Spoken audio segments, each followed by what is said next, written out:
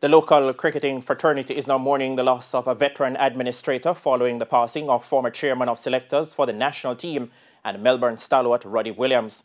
Williams, who had been ailing for a while, died on New Year's Day at the age of 80. He was chairman of selectors when Jamaica won 5 consecutive regional 4-day titles between 2008 and 2012. He also served his beloved club, Melbourne CC, for many years in various capacities, including chairman of selectors, team manager and board member. Mark Nita, the current president of Melbourne CC, remembers Williams as a committed servant of cricket.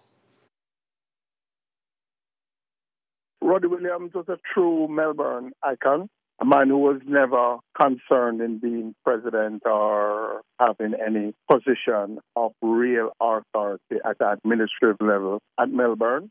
However, when it came to the cricket, he was all about cricket. It is fair for me to say that over the last 50 years, everybody who represented Melbourne, Ruddy Williams, played some role in their development. A true mentor of cricketers, a man who passion for the game and for Melbourne in particular is unmatched by anybody that I know.